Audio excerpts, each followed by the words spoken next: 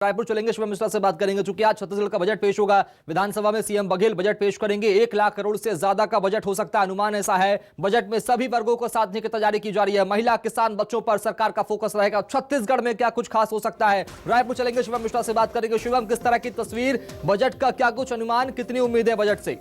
शिवम मिश्रा।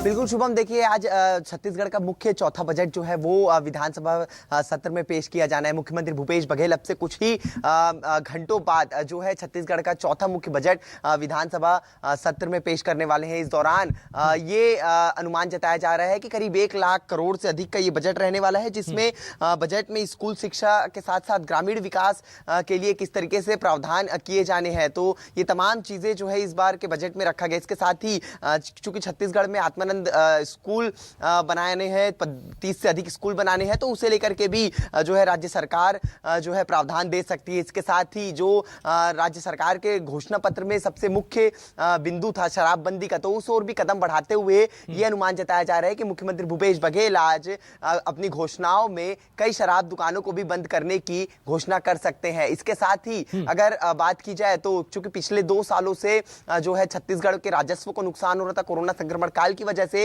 इस दौरान मुख्यमंत्री भूपेश बघेल ने कई विभागों को यह राय दी थी कि अपनी आय किस तरीके से बढ़ाई जाए, तो उन तमाम चीजों पर भी कई विभागों ने अपनी रिपोर्ट सौंप दी है मुख्यमंत्री भूपेश बघेल को। तो सूत्रों के हवाले से यह भी जानकारी सामने आई है कि कई सेवाओं में सेस भी लगाया जा सकता है आज से राज्य सरकार की ओर से। समझना चाहूंगा आपसे, कितने बजे बजट पेश होगा? भूपेश बघेल खुद बजट पेश करेंगे, किस तरह की तैयारी, क्या कैबिनेट की बड़ी बैठक रायपुर में हो रही है या किसी बात को मंजूरी लेकर?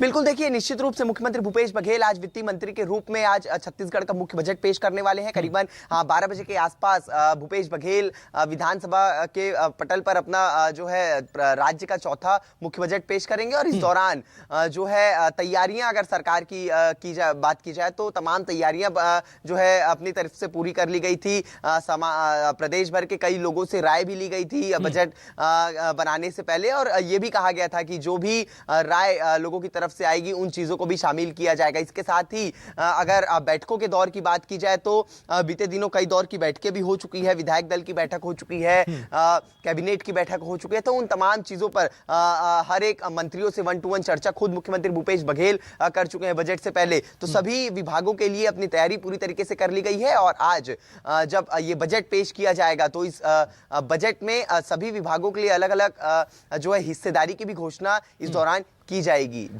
शिवम, चूंकि कल देखा हमने सदन में जब बातचीत हो रही थी तो नेता प्रतिपक्ष और सीएम के बीच में तीखी बहस हुई थी रोजगार के मुद्दे को लेकर। जहां 2 लाख रोजगार देने की बात सीएम साहब कर रहे थे तो वहीं विपक्ष ने उन पर जमकर घेराव किया था उनका। क्या इस बार के बजट में रोजगार को लेकर कुछ ज्यादा फोकस किया जाएगा उन युवाओं के लिए जो अभी तक बेरोजगार है, जिन्हें नौकरी अब तक नहीं मिल पाई?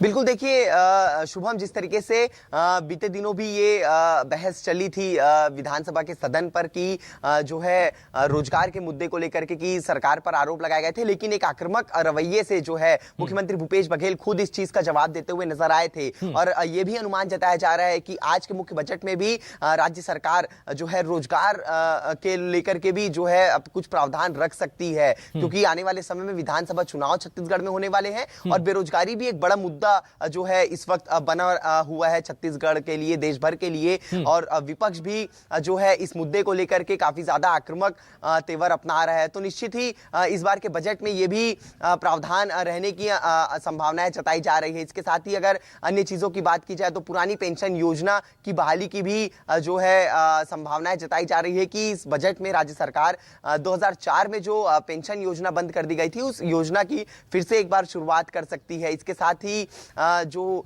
ग्रामीण अंचलों में जो स्वास्थ्य सेवाओं को एक तरीके से उसको मजबूत करने के लिए भी इस बजट में प्रावधान रखने की संभावनाएं जताई जा रही है। तो तमाम संभावनाएं जो है वो इस बार के बजट में जताई जा रही है। शिवम, एक बात मैं आपको यहाँ जरूर बताना चाहूंगा, समझना चाहूंगा, क्योंकि इस बार का बजट बहुत ज्यादा खास इसलिए भी हो जाता है क्योंकि 2023 में विधानसभा के चुनाव होने हैं और उसके पहले सरकार का प्रेजेंटेशन, सरकार के कामों की प्रदर्शनी यहाँ पे इस बजट में देखने को मिल सकती है, क्योंकि सरकार को यही कुछ प्रेजेंट करना है ताकि 2023 के विधानसभा में मैनिफेस्टो में शामिल कर पाएंगे।